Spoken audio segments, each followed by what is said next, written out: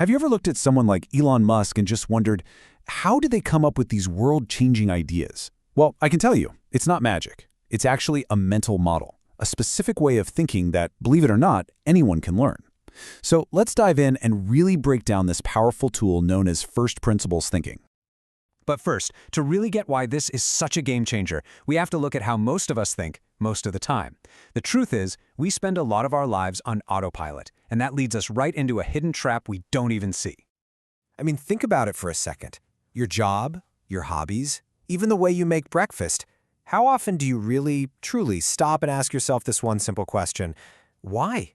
Why is this actually done this way? And how many times is the answer, whether you say it out loud or just think it, some version of this? This little phrase right here, it is the ultimate roadblock to innovation. It's the sound of a door slamming shut on a new idea. You know, this mental shortcut actually has a name. It's called reasoning by analogy. We just look at what other people are doing, or what we did last time, and we try to make it a little bit better. Now that's super efficient for getting through the day, but it almost never leads to a real breakthrough. It just keeps us inside the same box, maybe painting the walls a new color. So if you want to get out of the box entirely, smash the box, you need a totally different approach, a much more fundamental way of looking at things. And this is exactly where first principles come in. And the difference between these two is, well, it's massive. Reasoning by analogy is like adding a new room onto an old house. But first principles thinking, that's like going down to the bedrock, inspecting the foundation, and realizing, wait a second, we could build a skyscraper here. You're starting completely fresh from the strongest possible base. So what it really boils down to is this. First principles thinking is about acting like a detective.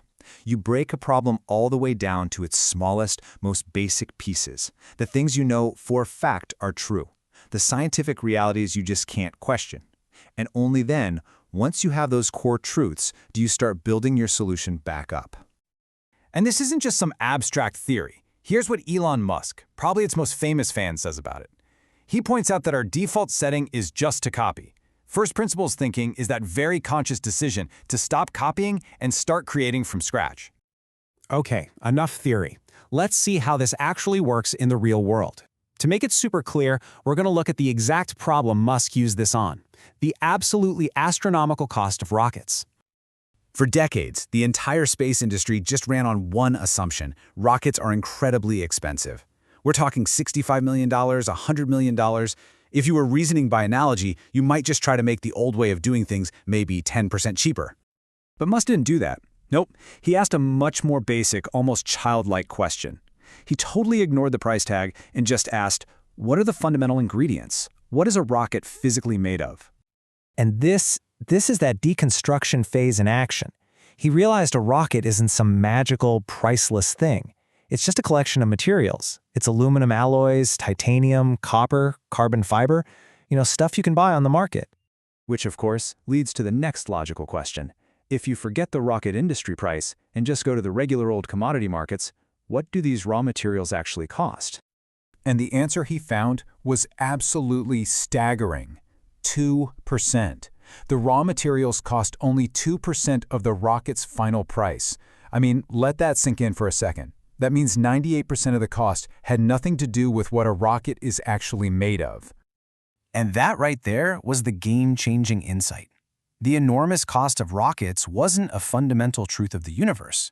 It was just the result of decades of inefficient processes, bloated supply chains, and a ton of unquestioned assumptions. By seeing that, Musk found a path to build rockets for a tiny, tiny fraction of the cost. Now, that is a huge example, obviously. But this way of thinking isn't just for billionaires building rockets. It is a tool that you can use for any problem. So let's break down how you can actually put it into practice yourself. So here's your toolkit. It's a pretty simple 3-step framework. First, you have to challenge the assumption. Find that truth that everyone just takes for granted and ask, is this really a law of physics or is it just a convention? Second, deconstruct. Break the problem down into its smallest parts, just like Musk did with the rocket. You keep asking why over and over until you hit solid ground. And finally, step 3 is to rebuild.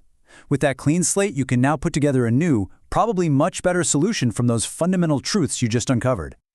So, as we wrap this up, the focus really shifts from just understanding the method to actually applying it. The real power here isn't in having all the answers. It's in learning how to ask the right questions. Because look, this isn't about becoming a physicist or an engineer. It's about building a mindset. You can apply this to your career, your personal finances, your health, any creative project you're working on. It really is a universal tool for innovation. And that leaves us with one final question to take away with you. Look at your own world, your life, your work. What's the one thing that everybody knows is true, that you've always just accepted without a second thought? What happens if you start digging for its first principles? What will you rebuild?